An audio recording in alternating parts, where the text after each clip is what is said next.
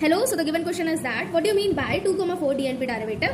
What do you mean by 2,4 DNP derivative? So listen it. 2,4 DNP derivative is known as dinitrophenyl hydrazone. Dinitrophenyl hydrazone. Okay, और इसकी preparation कैसे करते हैं? जब हम एल्डिहाइड को ट्रीट करते हैं 2,4 dinitrophenyl hydrazine, एल्डिहाइड को ट्रीट करते हैं 2,4 dinitrophenyl hydrazine से. Okay, this is going to give out that is 2,4 dinitrophenyl hydrazone plus H2O. So this is known as the 2,4 dinitrophenyl hydrazone. Okay, phenyl hydrazone. Next question is that skip base.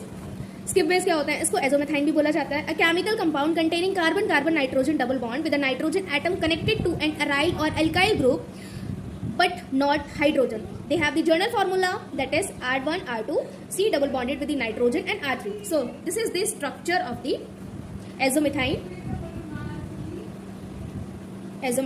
where you can see carbon is connected with the alkyl group. This is second alkyl group R1 R2. Okay, and it is double bonded with the nitrogen. Okay,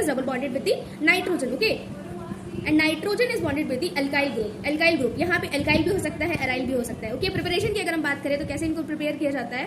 aldehyde को treat किया जाता है 1 degree amine अगर बोले तो ये जो nitrogen है इसने अपनी वैलेंसी कंप्लीट की है सिर्फ और सिर्फ एक कार्बन से. ठीक है, एक कार्बन से, तो इसको क्या बोलेंगे? 1 degree amine. Okay, 1 degree amine. यहाँ पे क्या होगा? Trace of the H positive. ठीक है, हुआ क्या यहाँ पे? ये जो डबल बॉन्डेड विद ऑक्सीजन था, ठीक है, ऑक्सीजन था, ये कंबाइन हो जाएगा किसके साथ? H2 के साथ. This is going two gives you out H2O. ठीक है, H2O रिलीज हो जाएगा और ये डबल बॉन्ड कंबाइन हो जाएगा. बॉन्ड जो है कंबाइन हो जाएगा किसके साथ? नाइट्रोजन के साथ. ठीक है, ये वाला बॉन्ड ब्रेक होगा ऑक्सीजन. ठीक है, ऑक्सीजन बाइंड अप कर लेगा किसके साथ? हाइड्रोजन के साथ. This is going two gives you out H2O. Okay, और ये बन जाएगा आपका skip base. ठीक है, skip base. Now look at the second question, that is name the following compounds according to the IUPAC system of the nomenclature. What is the first question? This is CH3 CH under bracket CH3 CH2 CH2 CHO. Okay, तो इसका open chain structure अगर हम बनाएंगे तो ये होगा इसका open chain structure. तो इसका रूल क्या होता है? आईयूपीएक का सबसे पहला रूल ये होता है select the longest possible chain. आपको लॉन्गेस्ट पॉसिबल चेन सेलेक्ट करनी है. ठीक है, देन फंक्शनल ग्रुप आपको देखना है. यहाँ पे फंक्शनल ग्रुप क्या है? ये वाला है. ठीक है, इसको नहीं लोगे.